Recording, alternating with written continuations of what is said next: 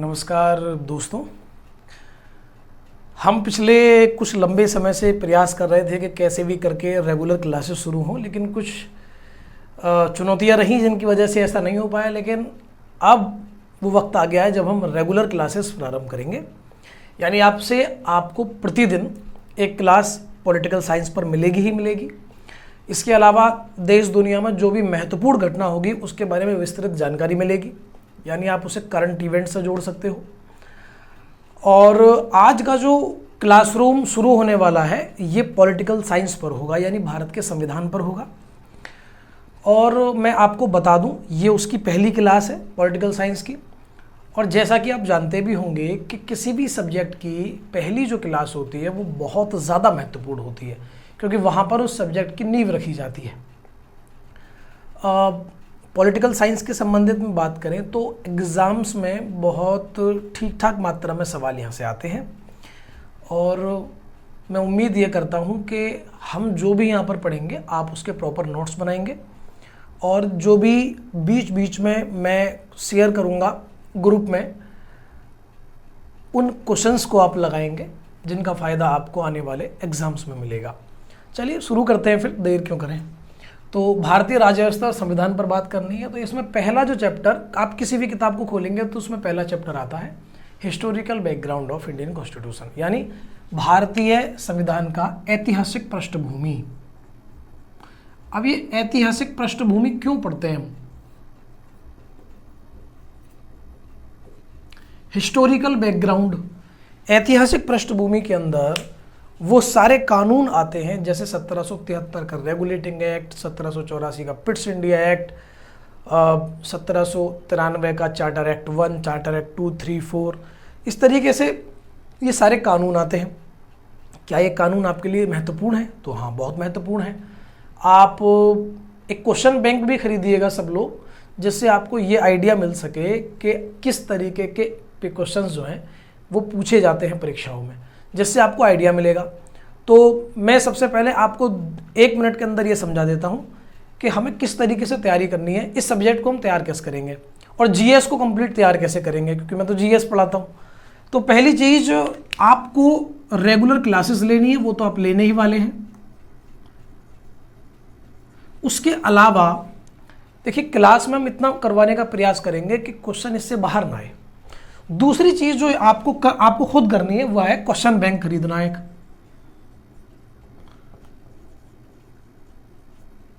आपको एक question bank खरीदना है, और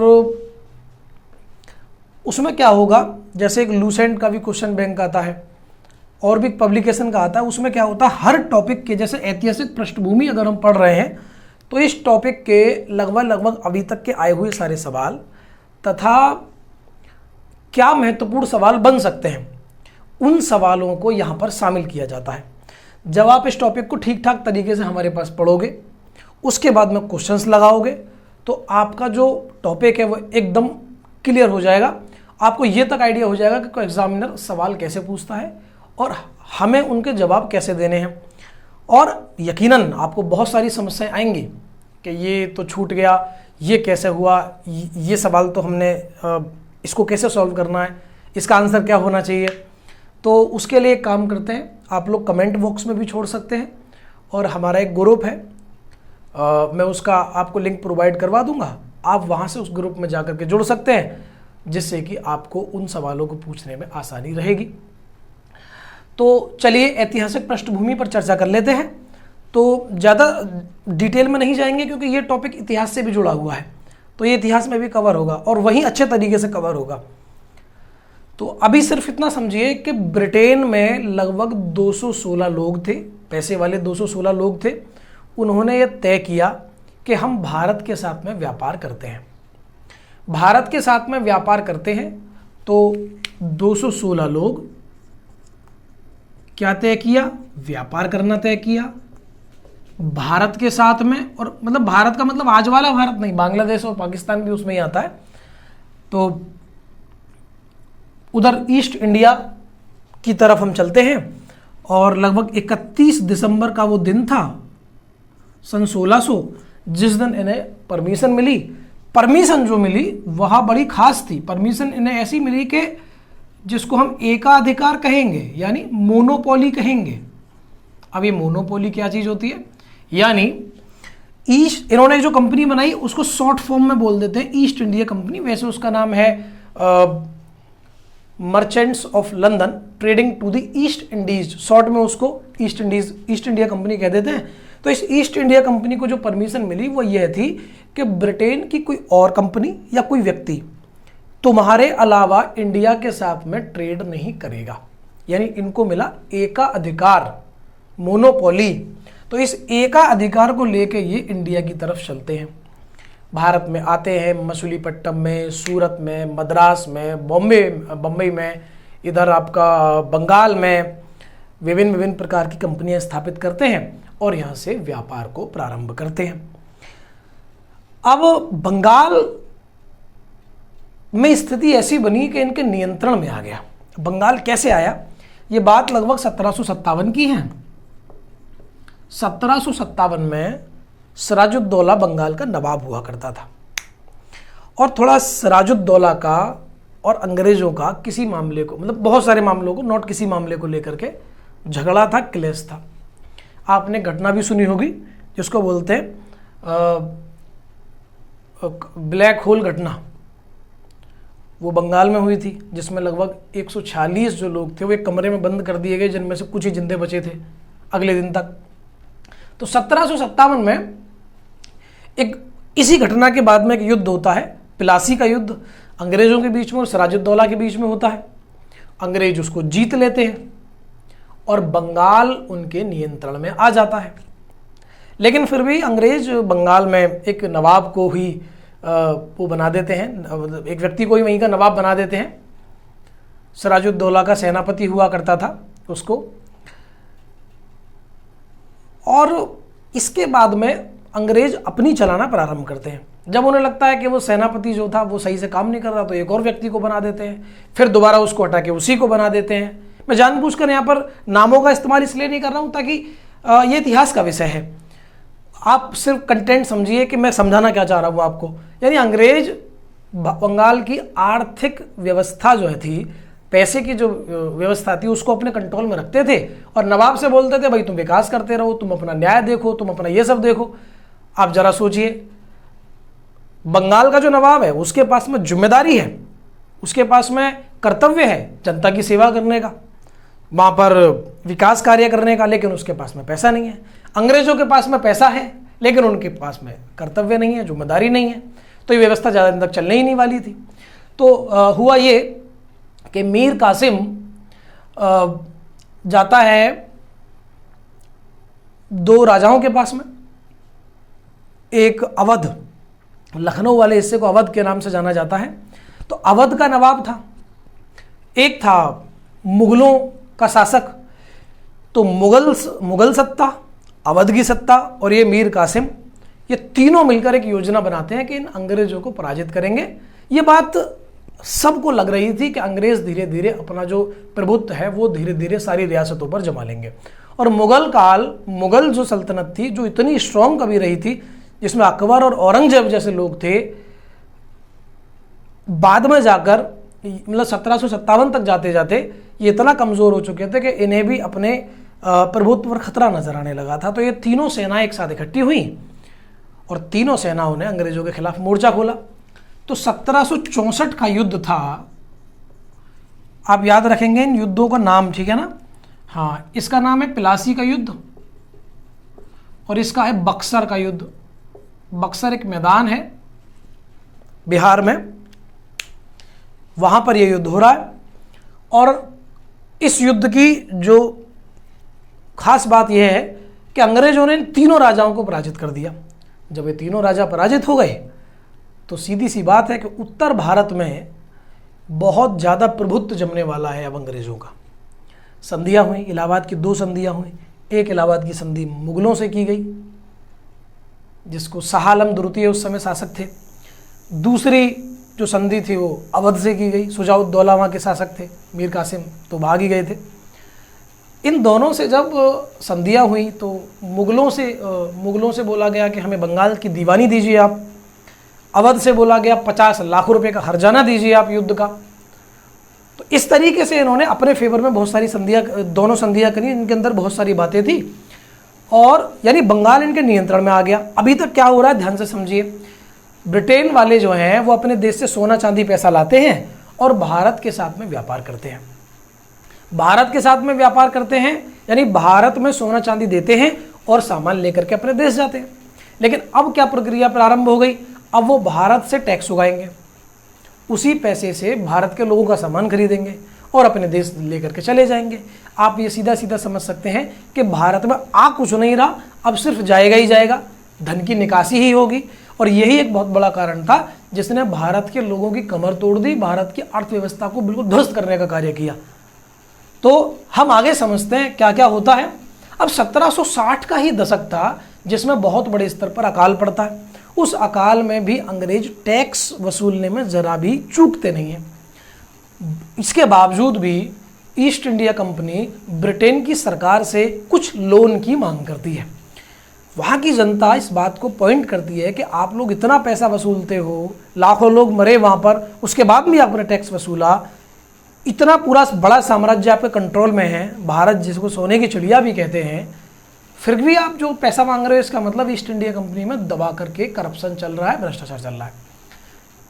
तो कुछ नियमों की आवश्यकता पड़ी कि अब ईस्ट इंडिया कंपनी को कंट्रोल करने की आवश्यकता है। तो एक पहला कानून आता है जिसको बोलते हैं 1773 का रेगुलेटिंग एक्ट। 1773 का रेगुलेटिंग एक्ट। रेगुलेट करने के लिए कंपनी को एक कानून बनाया गया जिसको हम लोग रेगुलेटिंग एक्ट कहते हैं। इसमें क्या प्रावधान थे तो मोटा मोटा सबको समझ लीजिए। पहला प्रावधान ये था भाई कि जितने भी कंपनी के एम्प्लॉयज़ हैं, जितने भी कामगार हैं, चाहे अफसर हो या कोई और हो, जब वो भारत जाएगा तो अपनी संपत्ति का ब्यौरा देकर जाएगा और जब वो भारत से वापस आएगा नौकरी करके, अपनी सर्विस को पूरा करके, तो आकर के संपत्ति का ब्यौरा देगा। यानी सीधी सीधी बात है कि भाई आप आते समय और जाते समय अपनी संपत्ति का ब्यौरा देंगे जिससे कि भ्रष्टाचार पर अंकुश लगाया जा सके। एक बात तो ये थी, यानी संपत्ति का ब्यौरा। दूसरा क्या था?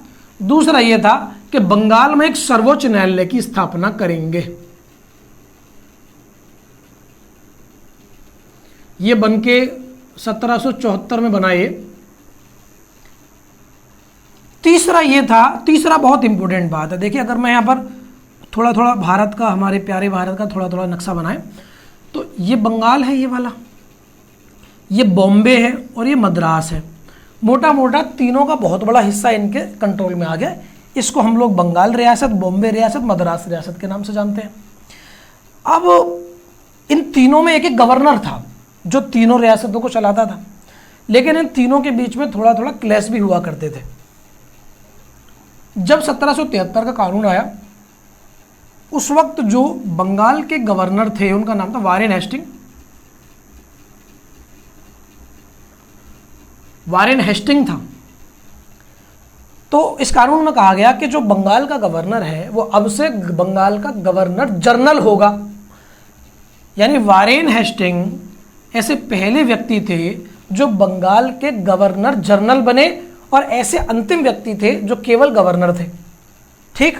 अच्छा, फिर गवर्नर से गवर्नर जनरल का क्या मतलब होता है? जनरल वर्ड सुनते ही आपके मन में मिलिट्री वाली बात आती होगी। हाँ, ये बिल्कुल सही आप सोच रहे हैं।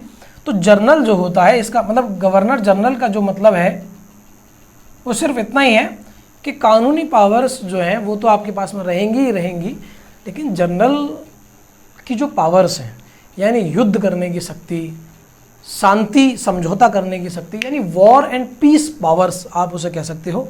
तो वॉर एंड पीस पावर्स अब इन दोनों से सीधी बंगाल के हाथ में ही होगी। यानी बंगाल का जो गवर्नर जनरल होगा वही तय करेगा कि किससे युद्ध करना है और किससे शांति समझौता करना है। ये व्यवस्था इस कानून में थी। इसके बाद में जो कानून आता है उसका नाम है पिट्स इंडिया एक्ट। चलिए उसको भी समझते हैं। 1784 का पिट्स इंडिया एक्ट क्या है उसको समझते हैं। मैंने अक्सर देखा है कि जब मैं भी अपने स्टडी दौर में था तो ये चैप्टर में बड़ा स्किप कर दिया करता था, क्योंकि कानून बड़ा पजल करते थे दिमाग को कि यार कैसे पढ़ना है इनको, कैसे नहीं पढ़ना है, और याद ही नहीं होता था। लेकिन आप इस क्लास में बने रहिए, आपको सब याद हो जाएंगे, बस एक दो बार रिवीजन लगा लीजिएगा। तो आप लोग समझ पा रहे होंगे किस तरीके से। अब 1784 पिट्स इंडिया एक्ट इसलिए कहते हैं ताकि उस समय जो प्रधानमंत्री था ब्रिटेन का, उसका नाम था विलियम पिट, इसीलिए पिट्स इंडिया एक्ट। इसमें क्या प्रावधान है देखिए, 1773 में बता रहा हूँ मैं आपको, 1600 में कंपनी को परमिशन मिली, 31 दिसंबर 1600 को। मोटा मोटा आप ये लगाइए 150 सालों से ज़्यादा हो गए और ईस्ट इंडिया कंपनी पर किसी भी प्रकार का कोई नियंत्रण नहीं रहा। बेलगाम घोड़े की तरह चल रही है, जहाँ युद्ध आया कर दिया, जहाँ समझौता करना था कर दिया, जो मर्जी आया किया। लेकिन अब उस पर नियंत्रण लग गया, तो एकदम से नियंत्रण काम कर नहीं पाता, तो जल्दी ही लगभग कोई 10-11 वर्ष बाद ही रिफॉर्म लाने पड़े पिट्स इंडिया एक्ट में। इसमें ज़्यादा नहीं, इसमें बड़ी कमाल की चीज़ की गई। इसमें मतलब सत्ता कैसे चलाई जानी है, इस चीज़ का प्रावधान किया गया। एक बनाया गया कोर्ट ऑफ डायरेक्टर्स, एक बनाया गया कोर्ट ऑफ डायरेक्टर्स, एक बनाया गया बोर्ड ऑफ कंट्रोल। ये क्या है भाई दोनों? तो कोर्ट ऑफ डायरेक्टर्स का मतलब था वो जो 216 लोग थे उनको याद करिए। हालांकि 216 लोग के अलावा और भी लोग थे जो बाद में आ गए थे। 216 जो लोग थे, इनमें से कुछ लोग थे जो कंपनी का कार्यभार संभालते थे। कंपनी कैसे कर 216 के 216 तो एक साथ बैठ के काम नहीं कर सकते ना, तो इसीलिए ये व्यवस्था की गई कि कुछ लोग इनमें से ही काम करेंगे। तो ये सीधा सीधा आप ये लगाइए, ईस्ट इंडिया कंपनी की बॉडी है ये कोर्ट ऑफ डायरेक्टर्स, और बोर्ड ऑफ कंट्रोल जो है ये वहां की पार्लियामेंट से कंट्रोल होती थी, संसद से। कोर्ट ऑफ डायरेक्टर्स का मतलब है, अब यहां इस कानून में यह कह दिया गया कि कोर्ट ऑफ डायरेक्टर्स जो है वह देखेगा सिर्फ और सिर्फ व्यापारिक मामले। जी हां, सिर्फ व्यापारिक मामलों को देखेगा, और बोर्ड ऑफ कंट्रोल जो है ये बाकी मामलों को देखेगा, यानी पॉलिटिकल अफेयर्स पर डील करेगा।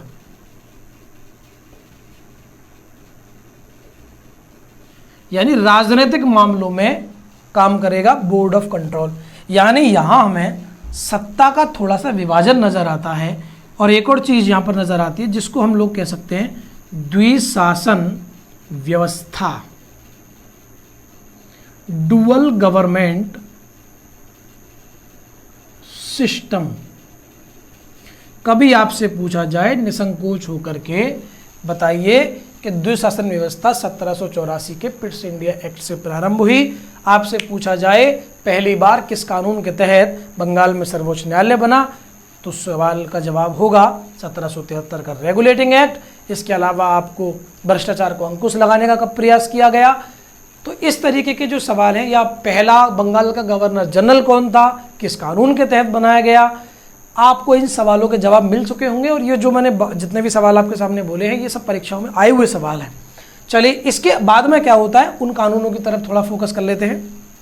अब आता है 4 कानून का नंबर। एक तो 1793 का चार्टर एक्ट 1, 4 चार्टर आए हैं। फिर आएगा 1813 का चार्टर एक्ट 2, 1833 और 1853। यानी प्रत्येक 20 वर्ष में एक कानून। इनको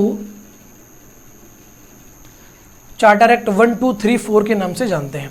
1793 वाला जो चार्टर एक्ट है उसमें कुछ इतना खास नहीं है जहां से एग्जाम में क्वेश्चन आए, लेकिन ये जो 3 हैं ये बहुत ज़्यादा इंपॉर्टेंट हैं, 1813, 33 और 1853 वाले कानून। तो चलिए इन पर भी हम फोकस कर लेते हैं। ये क्या क्या? 1813 का चार्टर एक्ट,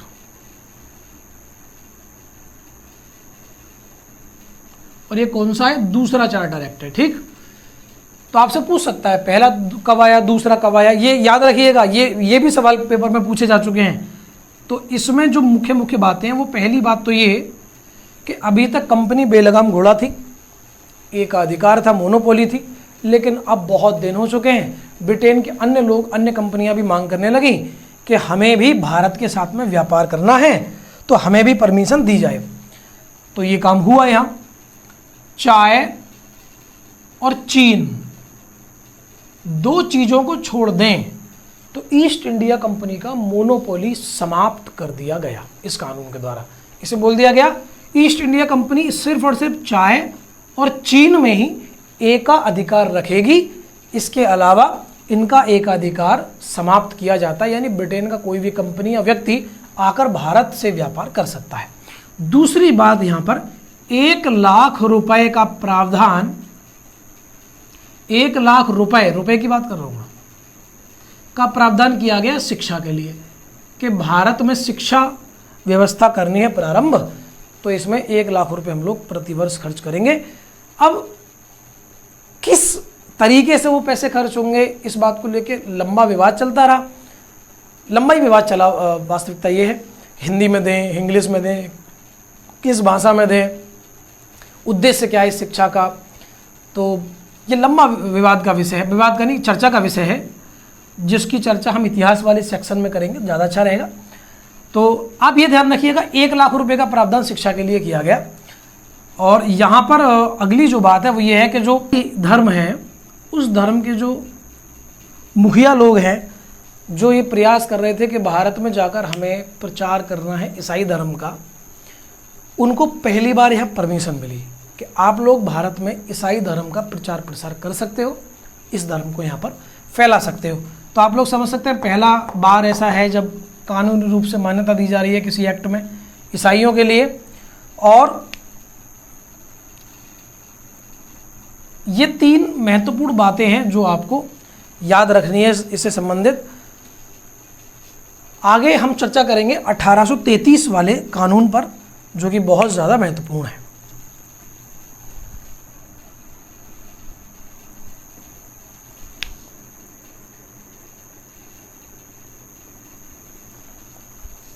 अठारह सौ 33 का 3rd चार्टर एक्ट की बात हम कर रहे हैं। 3रा चार्टर एक्ट, इसमें क्या था, ये बहुत ज़्यादा इंपॉर्टेंट है।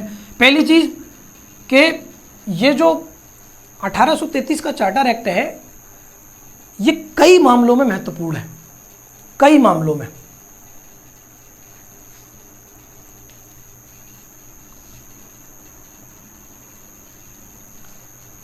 अठारह सौ 33 का जो चार्टर एक्ट है, पहली चीज इस कानून को सेंट हेलेना एक्ट के नाम से भी जानते हैं। तो एक तो वर्ड आप ये याद रखिए, सेंट हेलेना एक्ट। ये क्या एक्ट है भाई सेंट हेलेना एक्ट? अफ्रीका जो महाद्वीप है उसके पश्चिम में एक द्वीप पड़ता था, उसके लिए भी इस कानून में कुछ बातें लिखी हुई थी। तो ये कानून पहले सेंट हेलेना गया, वहाँ वो बात मतलब उन बातों को उन्होंने लिया, उसके बाद में फिर इंडिया ये कानून आता है। तो इसीलिए इसको सेंट हेलेना एक्ट के नाम से भी जानते हैं। एक बात तो ये स्पष्ट हो गई। दूसरा, इस कानून में कहा गया कि जो बंगाल का गवर्नर जनरल है, बंगाल का गवर्नर जनरल जो है, अब से वो बंगाल का नहीं भारत का गवर्नर जनरल होगा। मतलब भारत का गवर्नर जनरल होगा। उस समय बंगाल का गवर्नर जनरल कौन था? तो वो था लॉर्ड विलियम बेंटिक। तो लॉर्ड विलियम बेंटिक बंगाल का अंतिम गवर्नर जनरल और भारत का प्रथम गवर्नर जनरल बन गया। ठीक, बात समझ में आई? आप लोग याद रखेंगे। तीसरा पॉइंट, इसमें दास प्रथा के अंत की बात कर दी गई कि दास प्रथा समाप्त की जाती है। हालांकि भारत में कुछ ज़्यादा बड़े स्तर पर कुछ मामलों में कहीं पर रही हो, लेकिन कोई ठीक ठाक लेख नहीं मिलता है इसका कि हम कह सके कि हाँ भारत में बड़े स्तर पर या कहीं ठीक ठाक स्तर पर भी दास व्यवस्था प्रारंभ थी, लेकिन यूरोप में बहुत बड़े स्तर पर थी।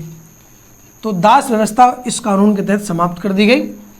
इसके अलावा इसमें एक और व्यवस्था ये थी कि भारत में अब से जो सिविल सेवाएं हैं, जो सिविल यानी जो लोक सेवाएं हैं,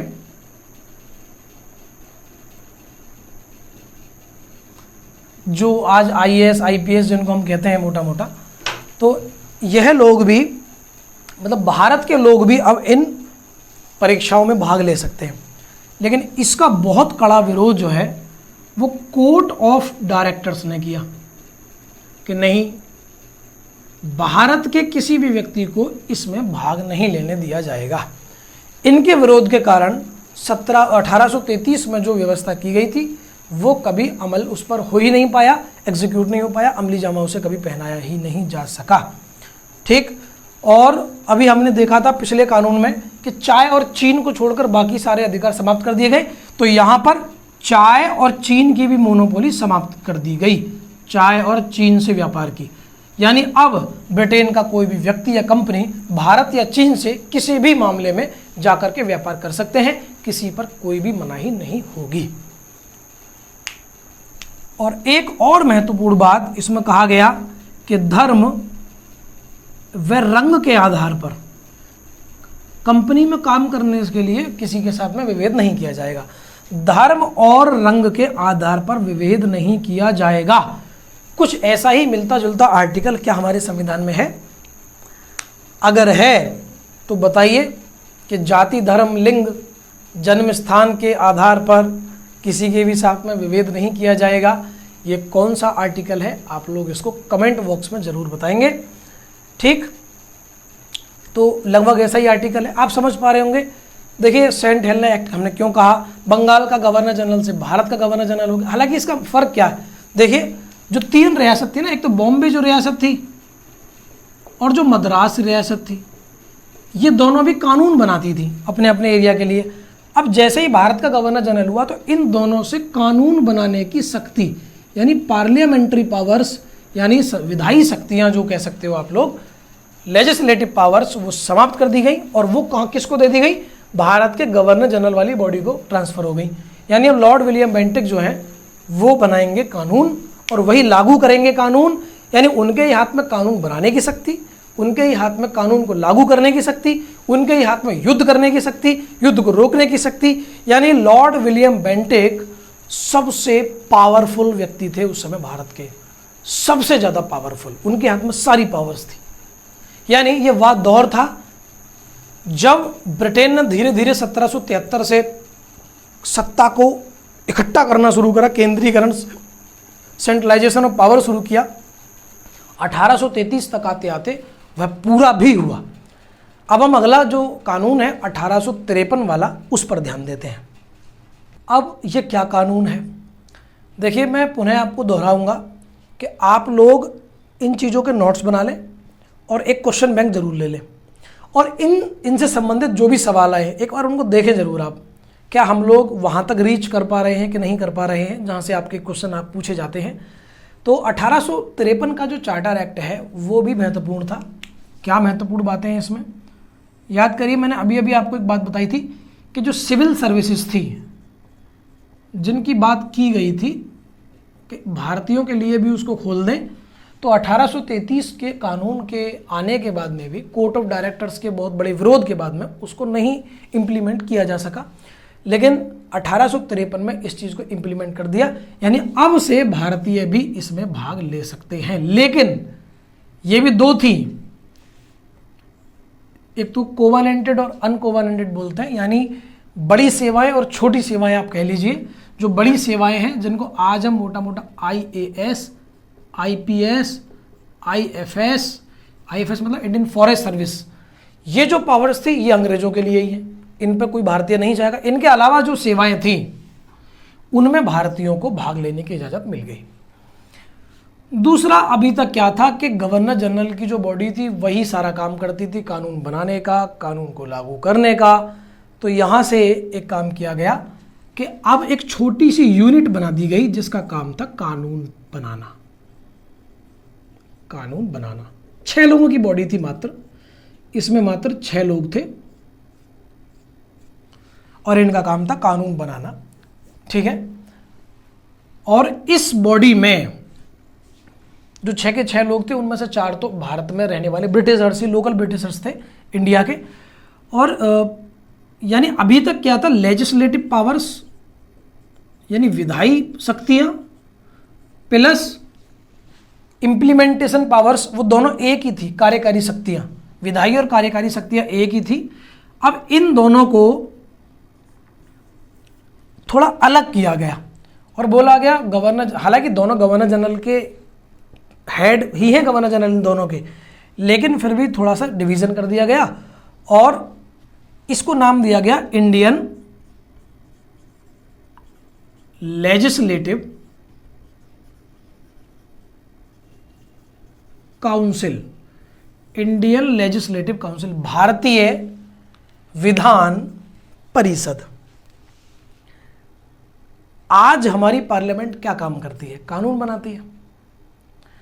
वो हमारे लिए आज भारतीय विधान सभा या परिषद, कुछ भी कह सकते हैं आप। वैसी ही बॉडी कम लोगों की सही इतिहास में पहले बनाई जा चुकी है, इंडियन लेजिस्लेटिव काउंसिल। इसका रूप धीरे धीरे धीरे धीरे बहुत बड़ा होता चला गया। जो भारत में आपने जब आप इस तर्क को देखोगे कि हमने एक तरफ संसदीय व्यवस्था थी, एक तरफ राष्ट्रपतीय व्यवस्था थी जो अमेरिका में है, तो ये सवाल आता है कि हमने सिर्फ संसदीय व्यवस्था को ही क्यों अपनाया, हमने क्यों नहीं अपनाया प्रेसिडेंशियल सिस्टम को जो अमेरिका में चालू है। तो इसका एक तर्क यह भी दिया जाता है क्योंकि हम एक लंबे समय से पार्लियामेंट्री सिस्टम को देख रहे थे, उसको फॉलो कर रहे थे, इसीलिए जानबूझकर हमने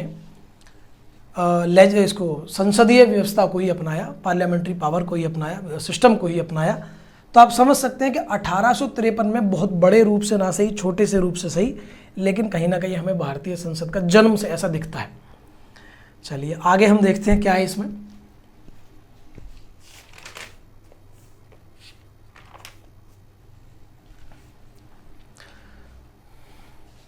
आगे हमारा रहेगा 1858 वाला कानून।